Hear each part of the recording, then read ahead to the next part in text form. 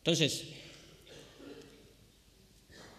como hemos visto hasta ahora, el proceso de división celular se regula por esta maquinita, que es una proteína quinasa, pero eso, digamos, para esta audiencia no hay que explicar demasiado. Es una proteína que lo que hace es que transfiere grupos fosfato a otra proteína. Y cuando las proteínas reciben grupos fosfato, cambian su actividad o cambian su localización en la célula, de manera que se vuelven más activas o se inactivan. O sea, es un mecanismo que tienen las células para regular actividad de otras proteínas. Entonces, lo que hemos visto a continuación es que esta maquinaria está altamente regulada. Está regulada por inhibidores, que son estas moléculas que se representan aquí en rojo, o por activadores, que es esta molécula que se representa aquí en verde. Y en relación al cáncer, lo que se ha visto es que mutaciones en las que se inactivan los genes en rojo, lo que hacen es que la maquinaria de división celular va más deprisa, las células se dividen, tienen una tendencia a dividirse porque le faltan estos frenos moleculares. Entonces, mutaciones en las que se produce la pérdida de estas moléculas van a inducir cáncer, mientras que mutaciones en las que se produce ganancia de estas moléculas que están aquí representadas en verde también van a producir cáncer, en este caso también porque hay una ganancia de función. De manera que lo que ocurre es que el efecto neto es que la actividad de este complejo va a aumentar.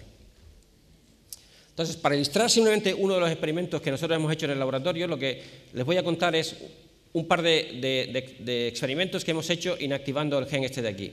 Cuando inactivamos este gen de aquí, lo que observamos es que las células van más rápida por esta fase del ciclo, entran prematuramente a replicar el DNA y entonces al replicar el DNA prematuramente entra la célula en un proceso que va a resultar ser luego catastrófico. Se produce una gran inestabilidad genética, o sea, las células luego van a segregar más el DNA, se producen muchos reordenamientos de los cromosomas, esto de aquí es una representación de los cromosomas de la célula, y como ven, por ejemplo, este cromosoma de aquí es un cromosoma que se ha producido por la fusión de varios cromosomas. Eso se ve más claramente en esta parte de la diapositiva, donde cada uno de los cromosomas se han pintado de un color distinto, y como ven aquí, este cromosoma de aquí realmente es una fusión de 3 cromosomas, del 10, del 17 y del 6. Entonces, el efecto neto de lo que estamos observando es que mutaciones en estos genes que son importantes para regular el proceso normal de división celular son las que luego pueden dar lugar a la aparición de cáncer. Y es que en un tejido las divisiones celulares están altamente reguladas, de manera que normalmente se producen las divisiones celulares que son necesarias para reponer las células que se mueren.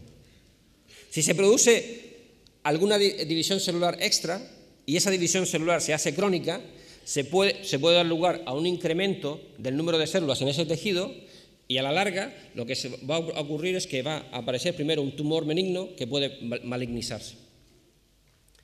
Y eso se representa en esta película que les estoy enseñando ahora. Esto es un tejido, vamos a suponer que esto es un trozo del intestino, donde se están dividiendo estas células de manera incontrolada, estas células que están aquí representadas en marrón.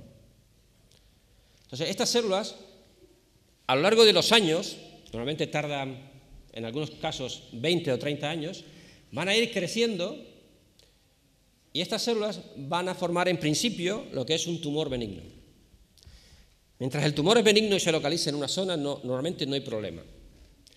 El problema viene porque a medida que el tumor va creciendo, mediante un proceso que se llama angiogénesis, se va vascularizando, y entonces en un momento determinado, algunas de las células del tumor, esta es lo que se representa aquí en verde, pasa al torrente sanguíneo y entonces viaja por el torrente sanguíneo y luego puede sufrir una extravasación, localizarse en el mismo tejido o en otro tejido y desarrollar un tumor secundario. Y ese es el proceso de metástasis, y el proceso de metástasis es realmente el que es la causa normalmente de la muerte de los individuos, porque, como dije antes, mientras el tumor está localizado en un tejido, si ese tejido, digamos, que no sufre un daño importante, no suele pasar nada. Entonces, por ejemplo, si en esta representación de aquí, si el tumor primario se originó en el colon, puede pasar al hígado a través de esta vena aquí, la vena porta, y entonces normalmente los cánceres de colon luego continúan con metástasis en el hígado y para que vean aquí, esto es un hígado normal y esto es un hígado metastásico con un montón de tumores secundarios. Y entonces ahí es cuando empieza el problema, porque tenemos un tejido que es un tejido absolutamente esencial, o sea, no podemos vivir sin hígado, y entonces cuando tenemos metástasis en el hígado, entonces digamos que surgen los problemas y es normalmente la causa de la muerte de los pacientes si no se actúa. Entonces, un tema que es de máxima interés en la actualidad en el campo de la investigación oncológica es el hecho de que las células que normalmente dan lugar a esas divisiones celulares descontroladas, que sufren la mutación inicial, no son las células diferenciadas, no son estas células de aquí, sino que son las células madres que existen en el tejido, y esas células madres son las que sufren las mutaciones y sufren, digamos, el descontrol que va a dar lugar a la proliferación descontrolada. Para finalizar, voy a hablar de la otra parte de la moneda, que es el proceso de muerte celular programada. Normalmente les he hablado, digamos, durante toda esta charla del proceso de proliferación, pero como les comenté antes, el proceso de proliferación, una vez que se generan suficientes células, tiene que ir acompañado del proceso de muerte celular. Y de hecho, durante el desarrollo embrionario, el proceso de muerte celular es un proceso que es muy importante para esculpir las formas de los distintos tejidos. Imagínense ustedes que son un escultor y lo que quieren hacer es una escultura. Entonces, normalmente el escultor lo que hace es que recoge el material del cual va a ser la estructura, por ejemplo, la escultura, por ejemplo, barro, y entonces ese digamos que es el proceso de proliferación que ocurre en nosotros. O sea, al principio hay proliferación masiva. Uno recoge, digamos, todo el material. Y luego, en las etapas finales del desarrollo, lo que ocurre es cuando se forma realmente la escultura propiamente dicha.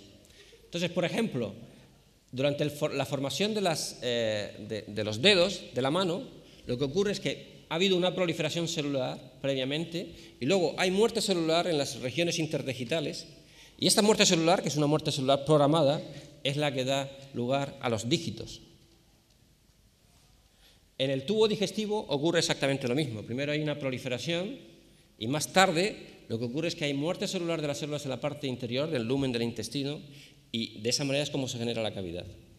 Entonces, todas las cavidades, todas las formas que, digamos, a las que estamos acostumbrados se suelen generar durante el desarrollo por muerte celular programada. Por tanto, la muerte celular programada es un proceso que está íntimamente ligado a la vida. O sea, no hay nada malo en el proceso de muerte celular. Los problemas surgen cuando el proceso de muerte celular se altera. O bien se mueren demasiadas células, o bien se mueren demasiado pocas.